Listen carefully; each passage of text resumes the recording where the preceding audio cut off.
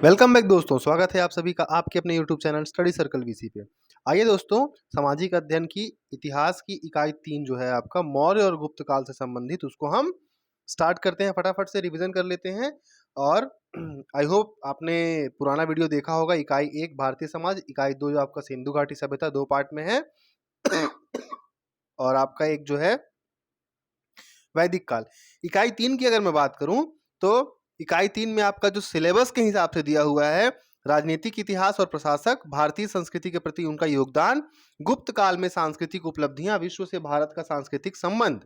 ठीक है, तो आज हम इस वीडियो में सबसे पहले हम मौर्य वंश को कंप्लीट करेंगे।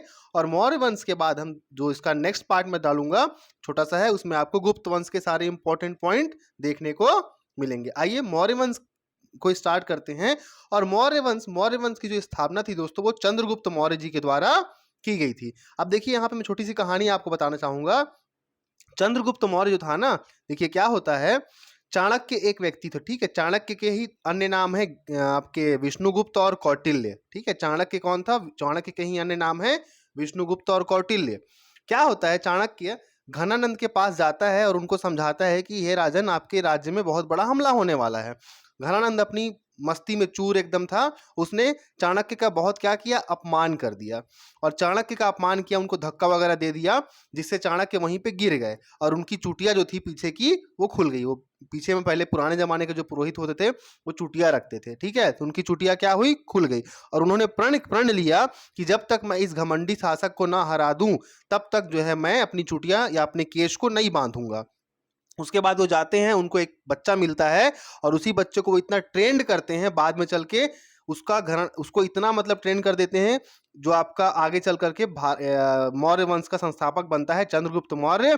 किसको हराने के बाद? घनानंद को हरा करके। और जो चाणक्य थे वो स्वयं इनके प्रधानमंत्री बनते हैं, प्राइम मिनिस्टर बनते हैं। ठीक है, और चाणक्य की रचना है दोस्तों अर्थशास्त्र। इसी को कहा जाता है कौटिल्य का अर्थशास्त्र या चाणक्य का अर्थशास्त्र। क्लियर हुआ? चंद्रगुप्त मौर्य।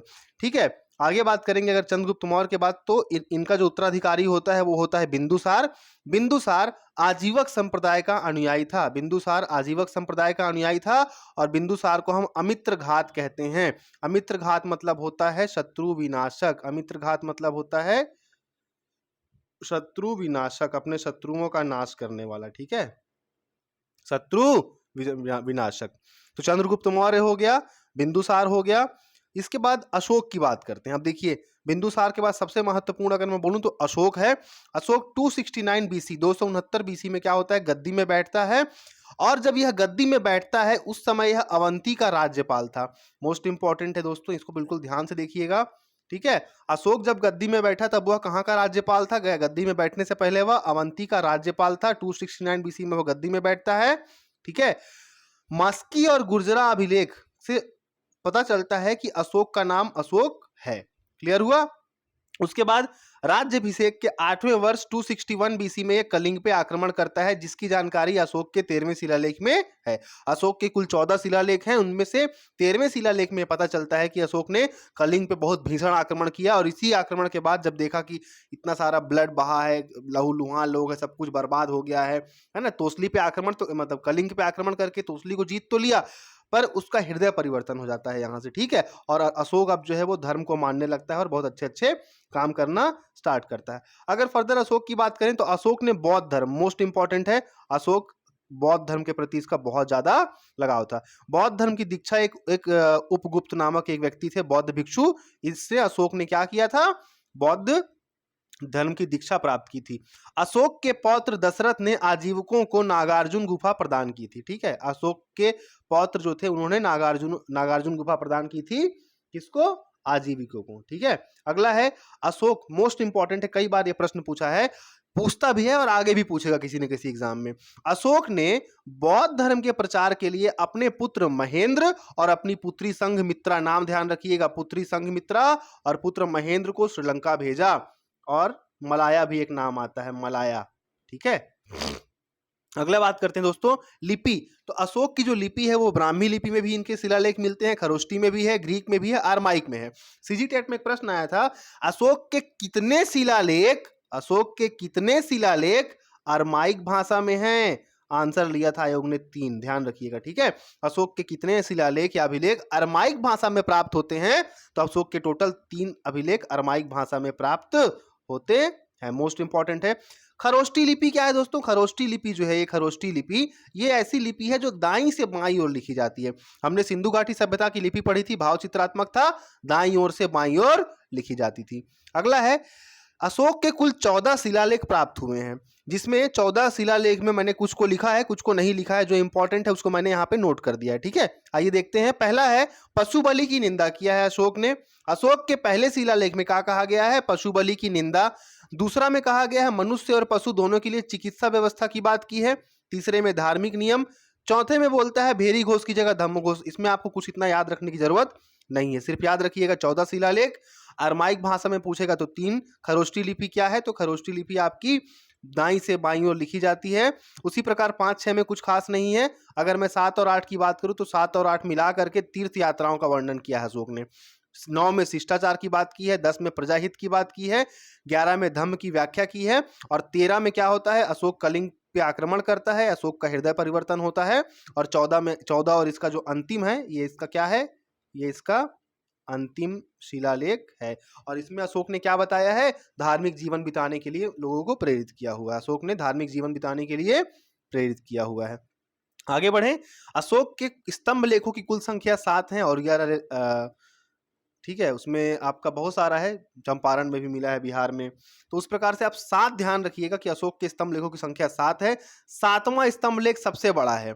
कौशाम्बी के अभिलेख को रानी का अभिलेख भी कहा जाता है, और सबसे छोटा है रुम्मनदेई, ठीक है। इसी में उसके टैक्सेस की बात कही गई है। कर जो है अशोक ने जब कम किया था तो उसका जो वर्णन है वो रुम्मनदेई अभिलेख में आपको देखने को मिलेगा।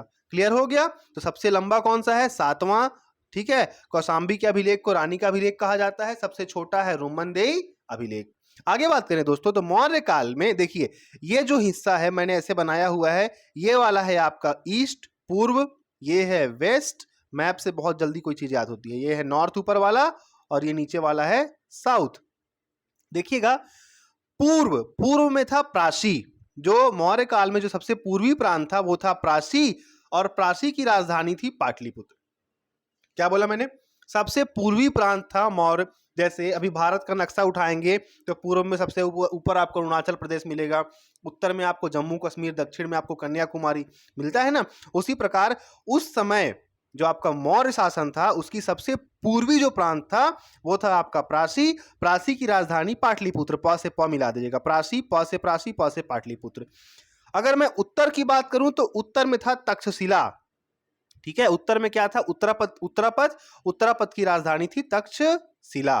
उत्तरापद की राजधानी तक्षशिला। दक्षिणापद की राजधानी सुवर्णगिरी। दक्षिण से क्लियर हो जाएगा, साउथ। दक्षिणापद की राजधानी क्या हो गया? सुवर्णगिरी। इसके अलावा 2 और राजधानियां थी, कलिंग। अब देखिए, सीजी टेट का जो मैंने आपको आज या कल में जो क्वेश्चन का सेट सॉल्व करवाया था उसमें पूछा था कौन सा गलत है या कौन सा सही सुमेलित नहीं है। कलिंग का जौगढ़ दिया हुआ था, जबकि कलिंग की राजधानी है तोसली और अवंती का है उज्जैन। अवंती उज्जैन सही दिया हुआ था, कलिंग का वहां पे तोसली ना दे करके जौगढ़ दिया हुआ था, ठीक। तो ये पूरे के पूरे जो आपके थ्योरी सेट है ना दोस्तों, ये एमसीक्यू बेस्ड नहीं है, बट मेरा प्रयास है कि आपको पर डे जो है एक एक टॉपिक क्लियर होता जाए। एमसीक्यू आप कहीं से भी लगा सकते हैं, बट इनमें मोस्ट ऑफ द मोस्ट मैं कोशिश कर रहा हूं इंपॉर्टेंट कंटेंट ही आपको प्रोवाइड किया जाए। आगे बात करेंगे तो इस वंश का जो अंतिम शासक था दोस्तों वो था बृहद्रथ। इस वंश का अंतिम शासक कौन था? बृहद्रथ था। इस वंश का अंतिम शासक हो गया बृहद्रथ। एक बुक है विशाख दत्त निर्मित मुद्रा राक्षस।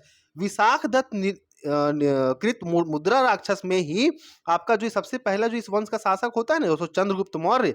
चंद्रगुप्त मौर्य को निम्न कुल का बताया है इसमें। जो आपका विशाख दत्त की मुद्रा राक्षस है ना, उसी में इस चंद्रगुप्त को निम्न कुल का या नीच कुल का या जो सबसे लोवेस्ट कुल का है उसकी जानकारी दी है कि वो इस प्रकार से बताया गया है कि इसमें मुद्रा राक्षस में। ध्यान रखिएगा इस चीज को आप, है ना। क्लियर हुआ? चलिए, ये हो गया मुद्रा राक्षस। तो ये सारी बेसिक चीजें थी अशोक से रिलेटेड। और अगर मैं बात करूं अब मौर्य प्रशासन की बात करूं तो मौर्य प्रशासन में दोस्तों कुछ महत्वपूर्ण पॉइंट्स हैं। प्रशासन आपको सबका पढ़ना है, चाहे मौर्य है चाहे गुप्त है। जैसे मौर्य काल से आपको मिल गया जो अभी हमने पढ़ा, शूद्रक का क्या है आपका सॉरी, मुद्रा राक्षस क्या है? विशाखदत्त का।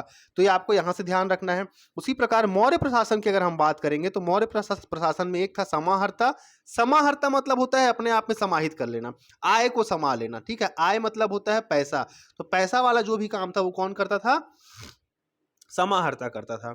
सन्निधाता, ये सब most of the most important content है, ठीक है, मोस्ट वेरी इंपॉर्टेंट।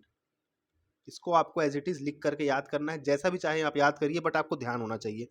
सन्निधाता की बात करेंगे, सन्निधाता था राजकीय कोषाध्यक्ष। सन्निधाता कौन था? राजकीय कोषाध्यक्ष।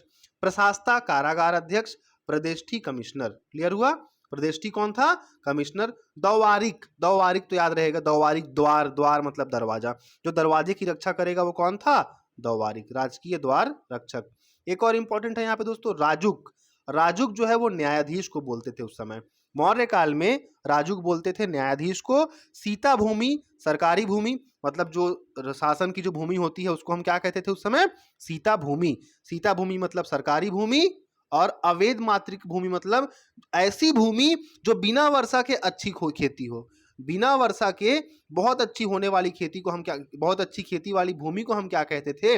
अदेव मात्रिक। जबकि सरकारी भूमि को हम क्या कहते थे? सीता भूमि। राजुक को क्या कहते थे?